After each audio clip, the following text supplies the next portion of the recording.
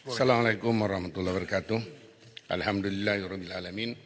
Wassalatu wassalamu ala asrafil anbiya wal mursalin wa ala alihi washabihi ajmain. Terima kasih kepada Tan Sri Yang di-Pertua Seri Gading ingin membahaskan tentang kajian separuh penggal pelaksanaan rancangan Malaysia ke-12 yang telah dibentangkan oleh Amat Berhormat Tan Bun. Pertama sekali kepada semua ahli parlimen selaku pemimpin dalam parti politik yang memimpin negara sama ada di pihak pembangkang ataupun apatah lagi di peringkat kerajaan. Di mana kita sedia maklum ada pihak yang menyatakan bahawa kerajaan hari ini tak ada hala tuju. Sedangkan yang dibentangkan di hadapan mata kita ini adalah merupakan hala tuju walaupun mungkin sebahagian daripadanya lanjutan daripada pembentangan yang lepas. Sebagaimana usaha yang dikemukakan untuk membantu menoktahkan miskin tegar. Sebahagian daripada kita seolah-olahnya macam memperli. Sedangkan kita ni sebagai pemimpin. Dan sebahagian besar kita adalah merupakan yang kita sudah maklum bahawa miskin tegar ni sebahagian besarnya adalah bumi putera, orang Melayu. Mengapa kita seolah-olahnya macam seolah-olahnya memperli tak menyokong terus? Adakah pihak sana takut sekiranya perkara ini berjaya dilaksanakan oleh kerajaan perpaduan pada hari ini, maka mereka hilang sokongan? Sepatutnya kita bersikap terbuka, membantu. Di sinilah titik pertemuan untuk kita dapat melihat kesamaan dalam buat kerja. Walaupun mungkin agak sukar, tetapi usaha itu telah dilaksanakan ataupun ada cita-cita untuk buat kerja. Yang kedua, saya ingin melihat bagaimana yang hari ini ramai mempertikaikan atau mempersoalkan tentang beras. Dan memang kita tak nafikan, kerana beras telah memang sebahagian daripada ruji makanan kita. Walau macam mana pun kalau kita lihat, yang diumumkan beberapa kali dah, peruntukan kepada MADA negeri Kedah dengan 3 bilion untuk mempertingkatkan usaha penanaman padi, pengeluaran padi. Jadi ini satu perkara yang sewajarnya kita berterima kasih di atas hala tuju kerajaan yang jelas untuk memberikan pertama kepada penanam padi, yang kedua untuk sekuriti makanan negara kita. Yang berhormat Datuk Yang Pertua, berdasarkan kepada kajian separuh penggal tumpuan 1 menuju negara berpendapatan tinggi, penegasan 3 memacu daya saing sektor dan industri strategik khas untuk negeri Johor, kerana saya mewakili Seri Gading negeri Johor, iaitu menaik taraf lebuh raya Senai Deseru yang dibina pada awal 2009,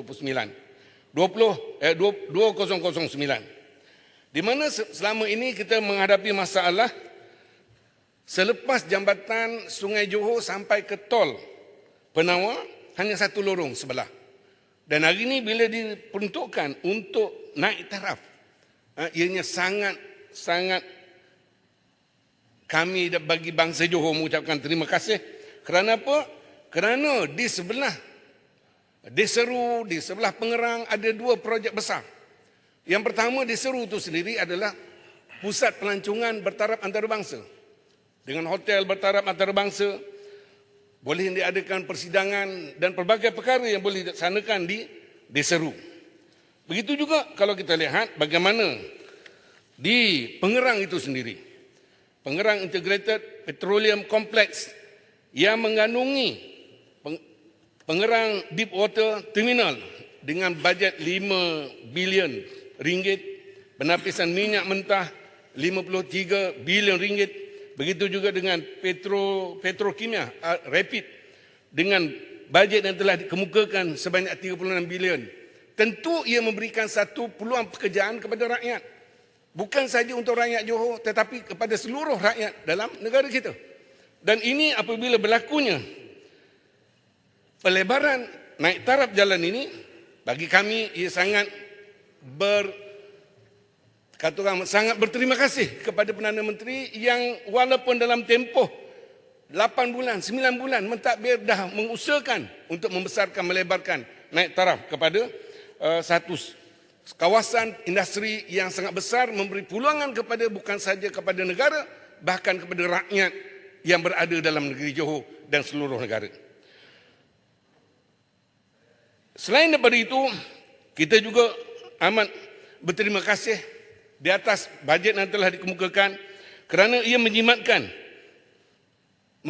masa pekerja, menjimatkan ataupun mengelakkan, mengurangkan kemalangan berlaku di jalan raya yang sempit, hanya satu lorong, walaupun ada tol yang telah dibina pada 2009 dulu, dan ia akan memberikan peningkatan pelancong, khususnya daripada Singapura, yang sebelum ini mereka agak sukar kerana laluan yang sempit itu. Dan di sinilah kalau kita lihat untuk makluman kepada ahli-ahli yang berhormat sekalian, di mana di daerah yang berkenaan di hujung sebelah Kota Tinggi ini terdapat Desa Ru, Sungai Rengit, Tanjung Balau dan Tanjung Lompat. Semuanya merupakan tempat-tempat makanan yang enak kalau kita nak pergi makan yang makanan laut yang enak dan fresh. Seterusnya projek pelebaran Lebuh Raya Utara Selatan dari Yomping ke Senai Utara.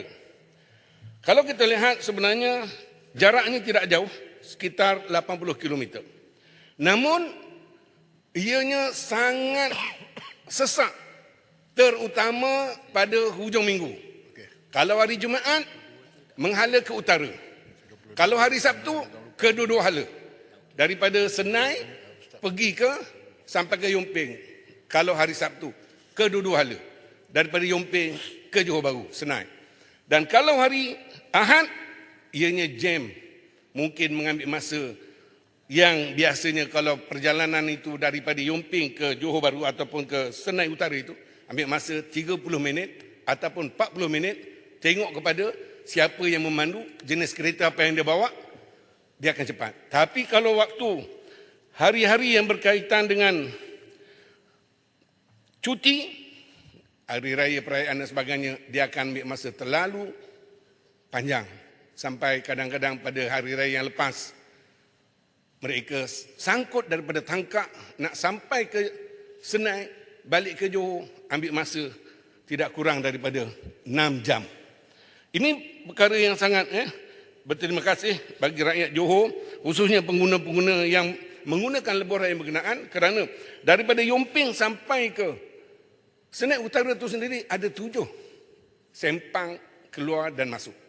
Menunjukkan betapa ramainya rakyat yang menggunakan kemudahan lebuh raya ini. Jadi dalam hal ini, manfaat kepada rakyat dengan kos 525 juta. Sumber kewangan negara. Seri Gading mengharapkan kenaikan tol tidak akan dilakukan selepas pembinaan ini selesai. Yang pertama. Yang kedua, dia dapat menjimatkan masa dan kewangan rakyat yang sesak tadi. Yang ketiga, dapat meningkatkan pelancong dan juga perniagaan serta menambah baik perjalanan, iaitu airport di Senai. Tuan Yang di-Pertua, tumpuan yang kedua membangunkan masyarakat sejahtera, di mana penegasan 6 meningkatkan kesejahteraan dan membudayakan masyarakat madani. Pengukuhan, perkara yang kedua, pengukuhan perkhidmatan kesihatan. Di mana kalau kita lihat di sini, ada orang mempertikaikan kenapa pengumuman yang dibuat oleh PM masa kempen pilihan raya baru-baru ini di peringkat PRK. Kami bagi rakyat Johor, bangsa Johor menyatakan bahawa inilah sewajarnya dimaklumkan segera, walaupun dalam tempoh 9 bulan. Dalam kajian yang berkenaan, kebetulan saya pada waktu itu, pada 2018 sebelum berlakunya langkah Sheraton, saya adalah esko kesihatan. Kita tahu masalah HSA ini dan juga HSI. Dan kita telah buat beberapa pandangan dan juga permintaan pada Menteri Kesihatan pada waktu itu, Datuk Seri, tak ada pula dia. Tadi dia tu. Datuk Seri apa? Zulkifli Ahmad. Di mana kita sangat memerlukan. Memang sebab apa? Sebab kalau lihatkan kepada kedudukan hospital HSA ini ada 989 katil. HSI ada 704 katil.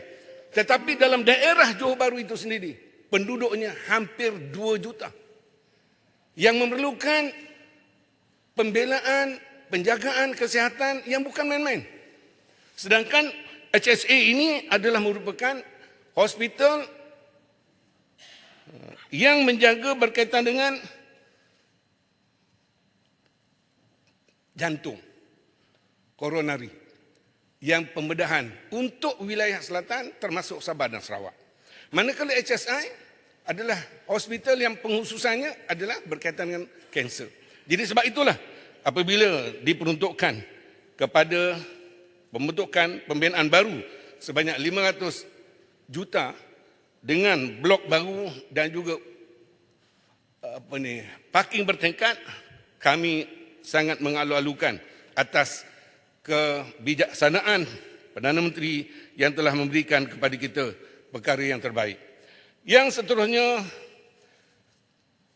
Seri Gading juga ingin memberikan ucapan tahniah dan terima kasih kepada semua pimpinan PH dan Barisan Nasional yang telah bersungguh-sungguh, yang telah berusaha. Yang berhormat, sila gulung.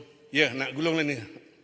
Iaitu telah memberikan kemenangan bergaya mempertahankan Parlimen Pulai dan juga Parlimen dan juga Dun Sempang Jeram. Kita dapat menghalang hasrat orang yang kata nak seberang sampai ke seberang Singapura. Jadi alhamdulillah. Sebab apa ini dapat dilaksanakan?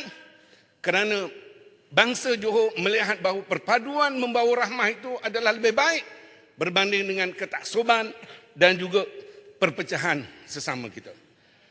Untuk makluman yang betul bahawa ada isyarat di situ sebenarnya. Bagaimana kesepaduan pimpinan PHBN dalam mengatur bahawa pilihan raya yang baru diadakan ini memperlihatkan kerajaan perpaduan tidak seperti kerajaan selepas Selatan Move. Di mana pada waktu itu, walaupun mereka duduk bersama, tapi mereka tetap bercakap. Di PRN Johor, PRN Melaka, PRN Sabah, mereka tak boleh bersepakat. Tetapi berbeza kerajaan perpaduan pada hari ini. Kita boleh duduk bersama, kita boleh pakat bersama, kita pastikan wakil kerajaan perpaduan akan menang dalam pilihan raya.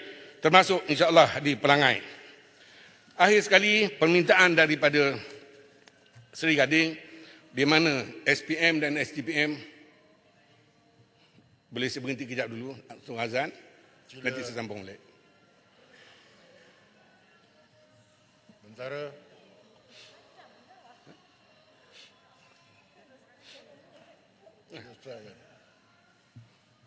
Wah, dia macam handphone ni. Okey. Baik. Itu pelik juga kalau di sidang DUN memang dia dengar sebab sebelahnya masjid. Baik, saya sambung balik semula sikit saja lagi ada yang betul. Untuk makluman kepada Dewan Yang Mulia ini, daerah Batu Pahat merupakan daerah yang sederhana, penduduknya kebanyakannya kampung, tetapi dalam daerah Batu Pahat ini, dalam peperiksaan SPM dan STPM, 5 tahun berturut-turut juara di peringkat negeri Johor. Di sinilah kelebihan bagaimana penduduk di daerah Batu Pahat ini yang begitu hebat, tetapi keperluan untuk... Yang berhormat Seri Gading, sila duduk. Dipersilakan Yang berhormat Masjid Tanah. Duduk.